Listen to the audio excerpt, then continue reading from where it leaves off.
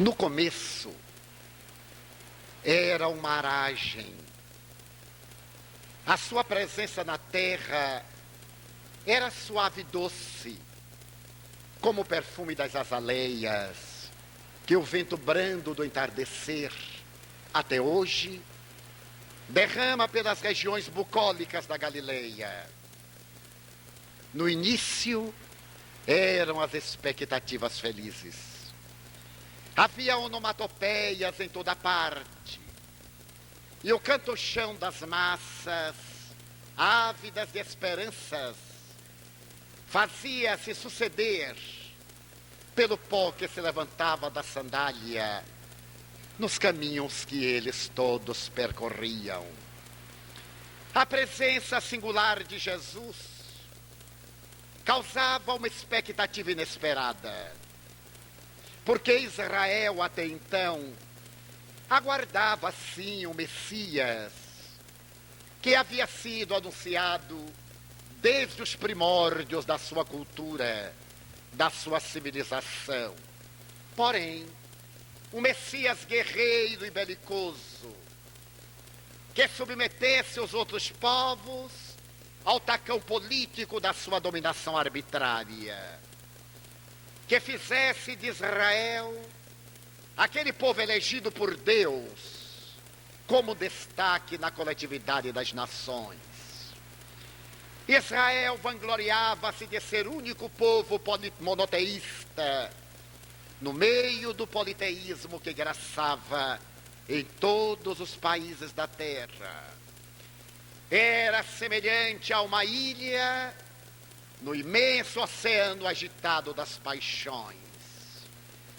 E quando ele pela primeira vez afirmou que era o Messias de Deus, para poder levantar o ânimo das massas e conduzir as criaturas ao seu destino, as pessoas acorreram precípites na expectativa de se tornarem herdeiras da terra e poderem dominar as consciências dos povos que viessem ficar submetidas sob o tacão cruel da escravidão. Daí aquela primeira temporada na Galileia, região pobre de agricultores, de pastores, de vinhateiros, caracterizou-se por um verdadeiro balé de tranquilidade. A mensagem escorria dos seus lábios cheia de brandura. É nesse período que ele apresenta o Estatuto da Nova Era, a Carta Magna, o Sermão da Montanha. Ele transforma as suas palavras em um código que restabelece a grandeza do Código de Hammurabi, que havia sido escrito numa estela de pedra fazia vários séculos, mas que trazia as características arbitrárias da dominação política da terra. O Sermão da Montanha era um hino de doçura, era uma promessa de vida e era, acima de tudo, um elixir para atender às necessidades imensas e às debilidades do coração. Foi esse o primeiro período do messianato de Jesus. Mulheres, homens, crianças e anciãos acorriam sôfregos para poder ouvirem-no falar e deliciarem-se com a sua mensagem de ternura, de que tinham sede fazia mais de 400 anos. Logo depois, ele apresentou uma faceta diferente. A mensagem já não era tão suave, era semelhante a uma terapia para poder confortar as almas estigmatizadas pelo erro, dominadas pela insensatez, marcadas pelas enfermidades reprocháveis do coração. Havia momentos em que o seu verbo candente parecia uma cirurgia, amputando os membros defeituosos das almas. Noutros instantes adquiria a ternura de um bálsamo colocado na ferida aberta do coração. Em outros instantes, levantava-se como uma chibata para poder invectivar contra os erros que vêm entenebrecer o coração e denigrem o caráter do homem, sendo as matrizes das enfermidades degenerativas. Logo depois, no terceiro período, a sua mensagem era um vendaval. Ela parecia levantar as massas aturdidas e falava de um reino que deve ser tomado de assalto. Falava de um reino interior que era necessário ser visitado com sacrifício pessoal, através do esforço de imergir, esquecendo-se das paisagens de fora. Aquele que não tiver a coragem de renunciar a tudo para vir após mim, não será digno de mim. Aquele que me negar diante dos homens, eu negarei diante de meu Pai. E ao moço rico, vai, vende tudo que tu tens, dá-o aos pobres, volta e segue-me. É uma mensagem revolucionária. Ela não compactua com os vícios, nem se acomoda à insensatez, nem às trivialidades terrestres.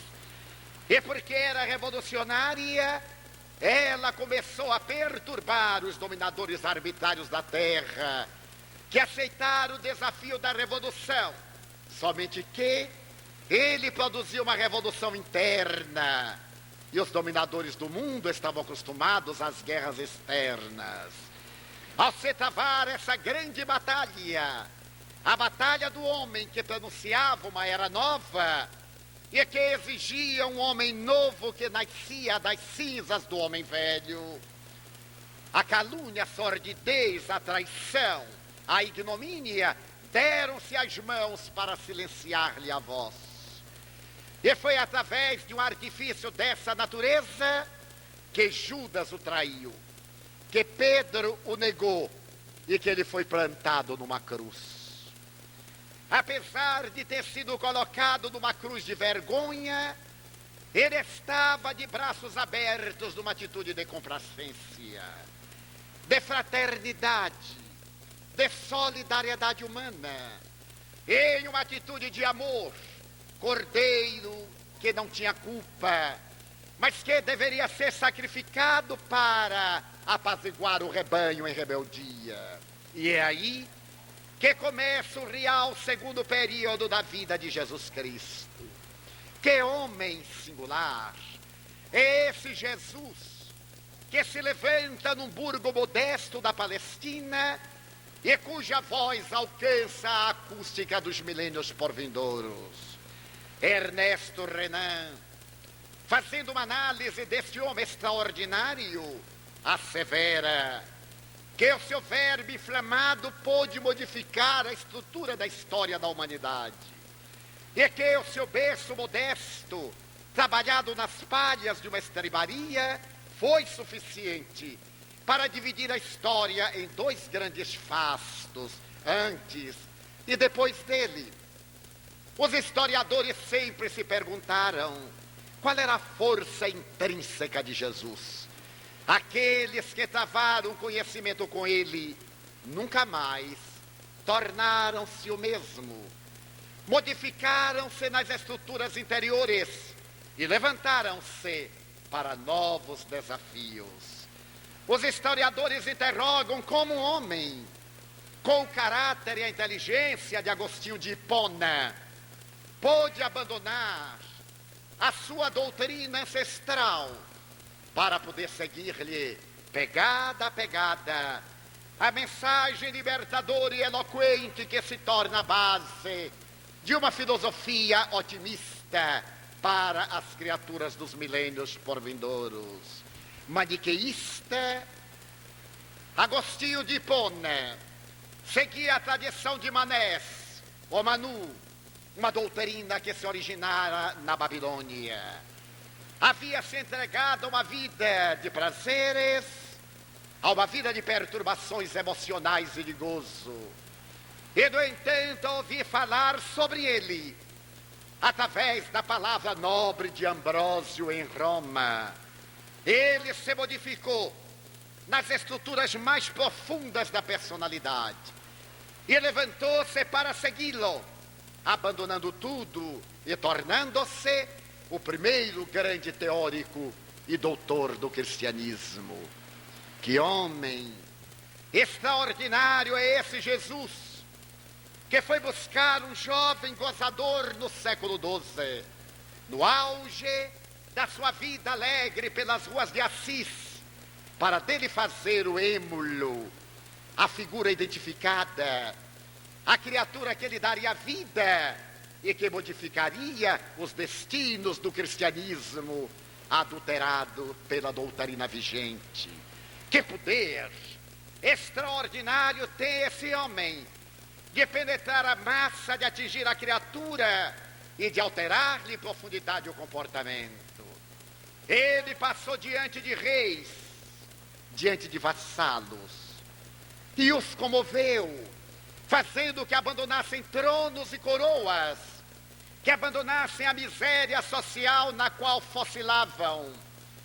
Ele esteve diante de dominadores arbitrários e da plebe ignara, fazendo que aqueles dominadores se transformassem nos servos dos seus servos, e ergueu aqueles que eram a plebe às culminâncias da glória, através do martirológio, da abnegação, da dedicação total. Que homem extraordinário é Jesus! A sua força não está no verbo, porque ele falava o que todo mundo falava, mas ninguém falava como ele falava. A sua força estava na maneira pela qual ele dizia os ditos divinos de uma forma que ninguém era capaz de dizer, impregnados de presença. A sua voz, quando caía na acústica das almas, penetrava suavemente, e a semelhança de uma balada nunca mais era esquecida, fazendo que repercutisse na acústica do coração, transformando intrinsecamente o ser e exaltando até as culminâncias da sua renovação íntima. Que homem foi Jesus! Também quantos crimes cometeram em seu nome, utilizando-se da grandeza da sua promessa. Eis que se levantaram exploradores de todo Jaez para poder dominar as consciências obnubiladas através da chantagem, da abominação e do crime.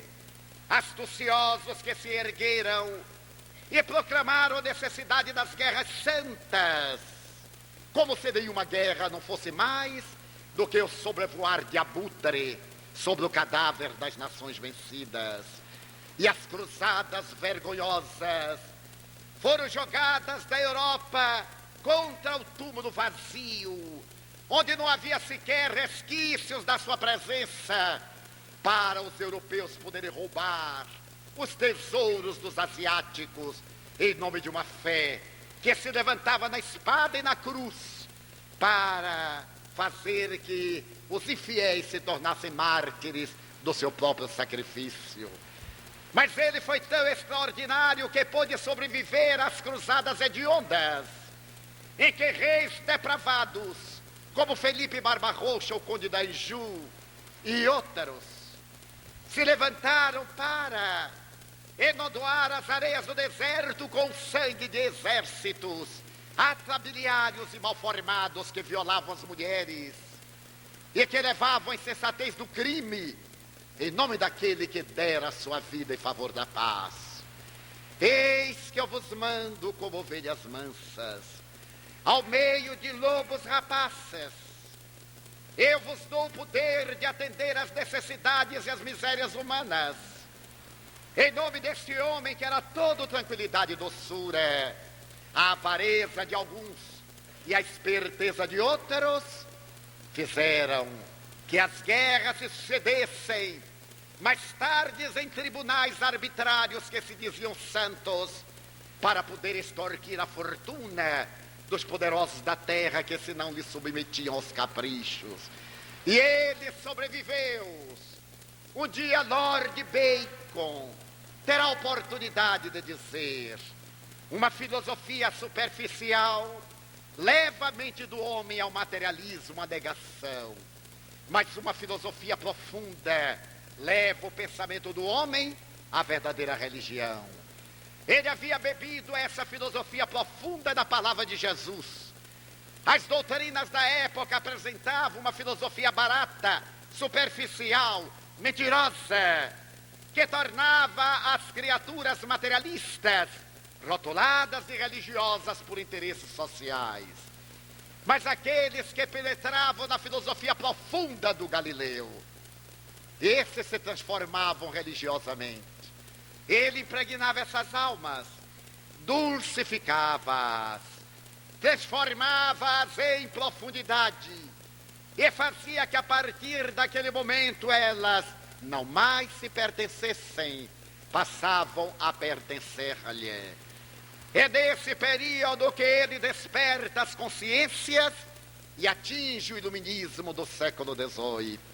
Voltaire, Condorcet, Montesquieu, Diderot, os grandes teóricos da filosofia vão encontrar no Evangelho a liberdade das consciências politicamente. A França proclama a liberdade, a igualdade, a fraternidade, que havia bebido nas lições admiráveis desse homem, que a todos declarava irmãos, que abolia o regime de privilégio de casta, de classe, de cor, de nascimento, de sangue, e dizia que todos são iguais diante do Pai amantíssimo.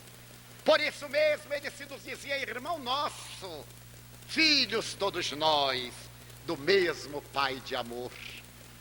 Que homem extraordinário Jesus, que vai buscar um grande filósofo como Albert Schweitzer e leva-o para a intimidade da África, a fim de atender a pessoas tuberculosas, leprosas, quando essas enfermidades dizimadoras no começo do século XX ceifavam milhões de vidas em toda a terra. E ele quem, através da boca de Schweitzer, irá dizer que a civilização ocidental deve à África 400 anos de escravidão negra, e que era necessário pagar essa escravidão negra através do holocausto de amor dos homens de epiderme branca. Por isso Schweitzer colocou a sua cruz de fraternidade médica em pleno coração do Congo belga, em Lambaréné, na província e país do Gabão. E dali, como profeta das selvas, ele mandou uma mensagem enternecedora ao mundo, que até hoje comove os corações. Que homem é esse Jesus, odiado por uns, hoje, como ontem? Como asseverava Hegel, os grandes homens são medidos dos pés até a cabeça, mas os homens extraordinários são medidos da cabeça para cima, pela pujança dos seus ideais, pela grandeza do seu pensamento, pela força da sua realidade. A terra que sempre teve homens grandes de estatura e poucos grandes homens de valores éticos morais, levanta periodicamente aqueles que se opõem a Jesus, porque tem apenas a grandeza da dimensão métrica, mas não a grandeza transcendente do idealismo verdadeiro.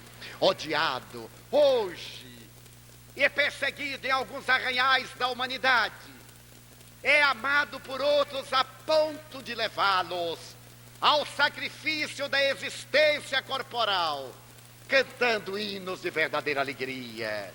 Quantas pessoas imoladas nos laboratórios da ciência hoje, pesquisando o HIV, o HIVLT, esses tremendos vírus que ameaçam de extermínio a humanidade.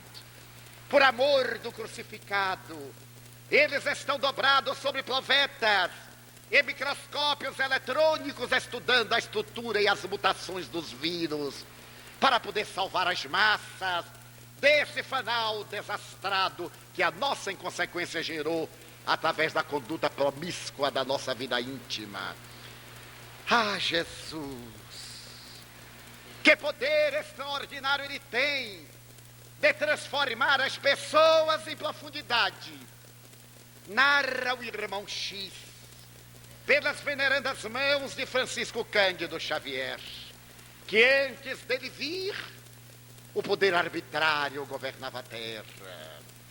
Caio Júlio César Otávio havia ascendido ao poder de Roma, e para surpresa geral, esse homem, que era o único do segundo triunvirato, conseguia governar Roma com mão de justiça e mão de bondade.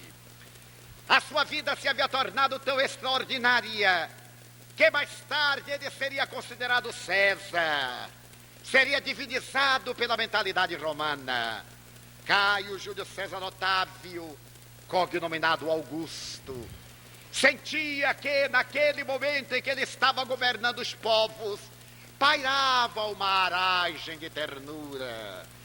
A terra pareceu tranquilizar-se momentaneamente. Os generais não estavam reencarnados. Os belicosos silenciaram as suas armas. E no lugar deles, floresceu a filosofia, a poemática, a escultura, a arquitetura e os grandes vates do pensamento.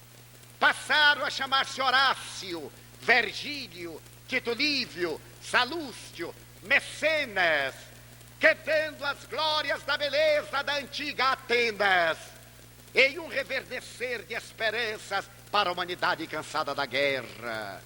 Ainda estavam abertas as feridas do fracasso de César assassinado por Brutus.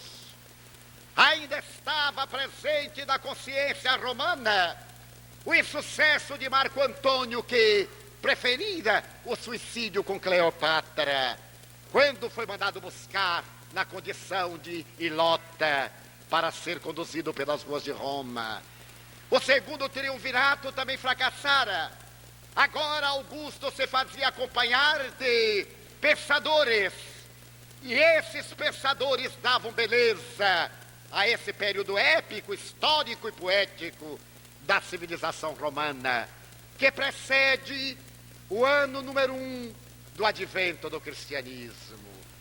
É desse período que Augusto do Foro, diante das imensas construções de mármore, ouve as declamações comovedoras de Virgílio, de Horácio, e se comove até as lágrimas quando os oradores cantam o hino ao sol. Ó sol fecundo, que diariamente abres e fechas o dia, que não possas ver nunca mais nada que se equipare ao Império Romano, porque o sol nunca se escondia, estava sempre brilhando sobre terras romanas. Os historiadores perguntam por quê? O que é que aconteceu à humanidade? Somente uma visão transcendental, a visão do espírito, para explicar essa mudança do comportamento sociopolítico da humanidade. E a resposta é que naquela época estavam reencarnando-se na Terra os que iam anunciar o advento da Era Nova. Estavam reencarnando-se os embaixadores do reino de Deus. E eles vieram preparar a túnica nupcial para o grande noivado de Jesus com a humanidade. Noivado que começa numa noite fria do mês de abril, de céu transparente salpicado de estrelas, quando numa manjedoura, um casal cansado em Betlehem repousa, e a mulher com dores dá à luz àquele que seria a luz do mundo. Mais tarde, depois de Constantino, preferem recuar a data do seu nascimento para 25 de dezembro, a fim de colocá-la no solstício, na festa pagã, na Saturnália, e apagar a herança pagã com a presença de Jesus. Mas será importante a data em que ele nasceu. A história assevera que foi entre 4 e 8 de abril. Roma caracteriza como amanhecer de 25 de dezembro. O importante é que ele nasceu. Nasceu e trouxe a sua mensagem, que até hoje nos reúne aqui, quase 2000 anos depois, para podermos amadurecer as nossas reflexões. Ninguém como ele faz que mergulhemos em nosso mundo íntimo para, no insondável do ser, perguntarmos por quê? Quem sou? De onde vim? Para onde vou? E em homenagem a ele, todos os anos, as criaturas se reúnem para celebrar o seu aniversário. Todos os anos, as criaturas se unem para pensar naquela noite maravilhosa. Assim também aconteceu em uma noite numa cidadezinha da Áustria, Oberndorf, próxima de Salzburg, no Tirol, quando um jovem sacerdote teve a ideia de verificar como estava o órgão e os seus pedais. E ao sentar-se no velho órgão, Joseph Mohr, um sacerdote pálido, de olhos azuis louro, magro, percebeu que o órgão estava afetado. Por mais que ele comprimisse os pedais, nada mais saía do que o vento dos foles. Mas era o dia de Natal. Em Oberndorf, os aldeãos estavam acostumados a celebrar o Natal com uma música que evocava a manjedoura. E o sacerdote humilde, meditando nisso, começou a pensar: que será do meu povo quando chegar a hora da missa do galo que irei celebrar? Joseph Mohr era filho de um soldado com uma costureira. Era filho ilegítimo. Desde cedo, ele aprendeu a tocar violão. Tinha uma tendência para os instrumentos de corda. E também cantava com uma doce voz de flauta. Graças a isso, ele pôde formar a sua cultura. E certo dia, enquanto ele tocava e cantava, um sacerdote convidou-o a entrar no seminário. Ele foi dedicar-se a Jesus e então se ordenou sacerdote. No ano de 1814, ele veio para Oberndorf, aquela aldeia perdida entre os picos nevados do Tirol. Ali ele começou a amar o seu rebanho e a celebrar a noite de Natal. Mas agora o órgão estava quebrado. Que seria dos aldeãos? Eles se preparavam normalmente para a missa do galo. Não podendo tocar, ele percebeu que o violão não seria um instrumento adequado para recordar Jesus. Então, já ao cair da tarde, ele se recolheu à sua cela e então começou a escrever. Ele havia visitado um casal que tivera um filhinho. Era inverno. E quando ele for abençoar a criança, a mãe carregava coberta de tecidos que a agasalhavam. Ele guardou aquela cena bucólica e lembrou-se como teria sido aquela noite de recuados 19 séculos atrás. Como estaria a Mãe Santíssima embalando seu filho ali diante das palhas úmidas da estribaria. Então ele tomou da caneta, ele tomou do papel, dobrou-se e sentiu uma inspiração inusitada. Ele não era compositor, nunca havia escrito nada. Como se uma mão divina tivesse pousado na sua mão, ele começou a escrever: Stille Nacht, Heilige Nacht, noite feliz, noite sagrada, Stille Nacht, Heilige Nacht. A mão deslizava E de repente ele havia escrito 6 estrofes, singelas, com palavras suaves. Noite feliz, noite de amor. Ele ficou comovido, mas já eram 18 horas. A noite havia caído sobre Oberndorf. Ele lembrou-se de um amigo que era mestre de escola, que morava ali perto, em Arnsdorf, uma outra aldeia, e que era um homem dedicado à música. Diferentemente do que lhe havia acontecido, Gruber havia aprendido a tocar música escondido do pai. Seu pai era um comerciante abastado e achava que a música não era uma profissão digna para quem pretendia enfrentar a vida. Ele estudava as ocultas, ia tocar órgão com o pároco local. E um dia, quando o pároco chamou seu pai para ouvir o órgão, seu pai fascinou-se e permitiu que ele estudasse música. Mas ele também fez o curso de professor e se tornou mestre de escola em Arnsdorf.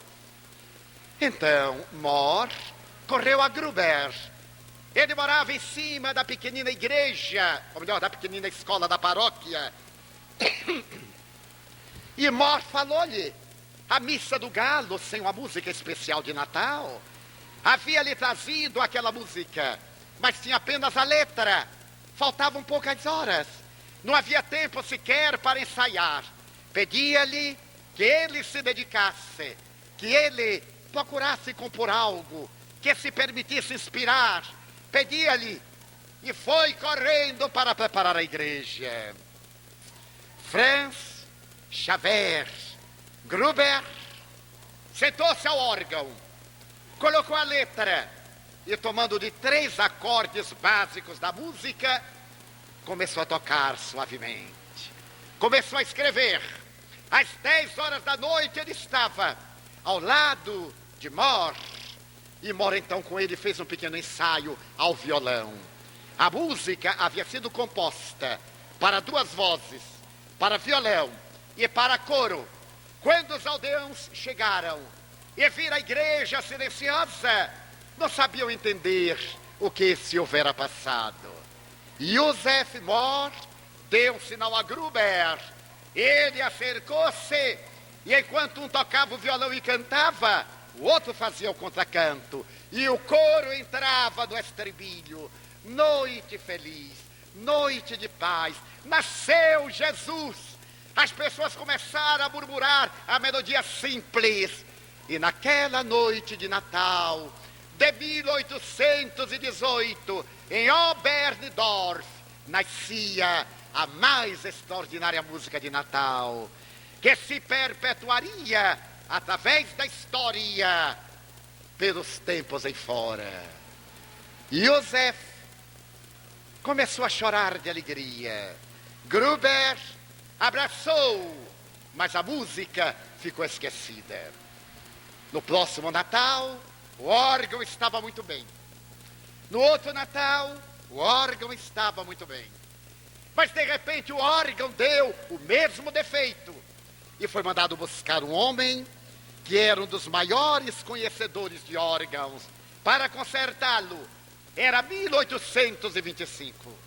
E enquanto ele estava consertando o órgão, ele viu o original de uma letra, de uma música. Ao consertar o órgão, ele tocou-a. A música pareceu encher a igreja de um aroma celeste. Deu uma luminosidade estranha. Ele pediu permissão aos autores para copiá-la. E a partir daí começa a saga de Silent Night, Holy Night. A música vai se desdobrando. Em 1831 ou 1832, a família Strasser, da Áustria, que vendia luvas, vai a Leipzig, a uma grande exposição. E a família que tinha vozes angélicas, rapazes e moças, para atrair clientes em Leipzig, começa a cantar. A música penetra nos corações. Stille Night. Ai, noite feliz. Heilige Nacht. noite sagrada. Mais tarde, por volta de 1835 ou 1836, a música viaja para os Estados Unidos através de Franz Wagner. E ela é considerada uma canção tirolesa. Ninguém lhe conhece a origem. Passam-se os anos. Ela começa a ser cantada. E Joseph morre com pneumonia, pobre e desconhecido, por volta de 1850. O rei da Prússia, através do maestro do seu coro, procura saber a autoria dessa música. O admirável Frederico Guilherme deseja saber quem foi o autor. Asseverava-se que pertencia a alguém da família Haydn.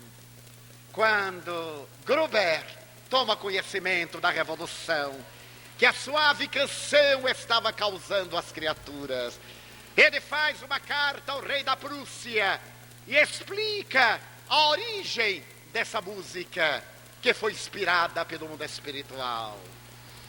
O rei da Prússia manda que em todas as cópias constem os nomes de Mohr e de Gruber. Em Oberndorf se erguerá mais tarde uma estátua em homenagem aos dois, e a música atravessa os séculos e se torna a canção de Natal. 1914. Trégua na Primeira Guerra Mundial. A guerra mais selvagem de toda a história da humanidade. Em homenagem ao nascimento de Jesus, há uma trégua no front. Do lado de lá, o país de nenhum.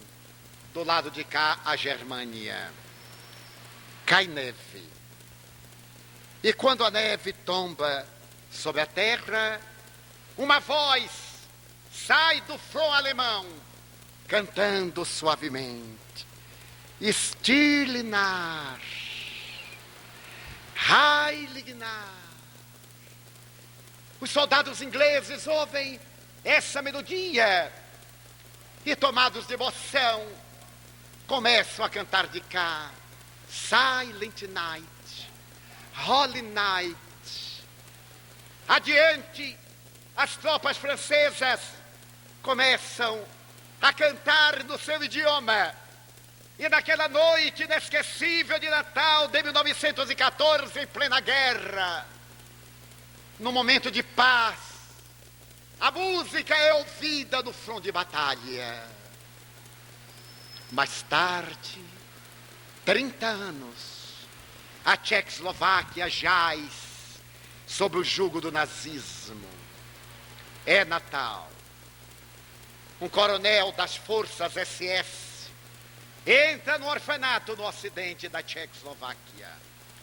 As crianças olham-no um tanto assustadas. E ele se comove com aquelas crianças que o temem. E para quebrar aquele momento de tensão, ele pergunta: alguma dessas crianças saberia cantar Stille Nacht, Heilige Nacht? Duas crianças de mãos dadas aproximam-se e começam a cantar em alemão. A música enche o orfanato de suave melodia. Mas de repente as crianças param, dão-se conta: na Tchecoslováquia, somente quem falava alemão eram judeus. As crianças se revelaram, são crianças judias. Elas recuam pálidas. O coronel tem lágrimas nos olhos. Ajoelha-se a carinhas. Não tenham medo. Cantem novamente. Noite sagrada, noite feliz. As crianças cantam. 8 anos depois, a Guerra da Coreia está no estridor da sua batalha. Um jovem soldado John Turner está à porta do seu acampamento. É Natal. Ele está pensando na América. O calor tropical é terrível. Ele tem medo de morrer. Ali naquele país estranho, de costumes estranhos. Ele tem medo de morrer. E nessa expectativa dolorosa, aparece um grupo de crianças. As crianças coreanas sorriem para ele, dão-se as mãos e cantam no idioma coreano: noite de paz, noite feliz. Estava consagrada esta canção, que é cantada em mais de 500 dialetos e idiomas, no russo ou no português, no polonês ou no tcheco, no eslavo ou nos dialetos da Cordilheira dos Andes, ou dos países perdidos dos Emirados Árabes, e que nasceu numa noite de Natal de 1818 em Oberndorf, homenageando o menino nas páginas modestas de uma estrebaria. É por isso que o Natal tem um significado tão profundo, que o Natal tem uma representação tão grande. É por isso que, ao se aproximar o Natal, reverdece a esperança do coração das criaturas. E a figura de Jesus parece renascer no âmago dos nossos sentimentos. A sua presença se torna generosidade. E nós podemos repetir baixinho, como a canção de Joseph Morsch e de Gruber: noite feliz, noite de paz. Pobrezinho nasceu em Belém. Jesus permanece guiando as nossas almas. Enquanto deixarmos que Ele nasça e renasça, Ele estará cantando a mesma melodia em qualquer idioma, que um dia comoveu a alma de Joseph Morsch e de Gruber. Ele estará repetindo: Stille Nacht, Heilige Nacht, noite feliz, bom Natal, paz de consciência, Jesus nasceu.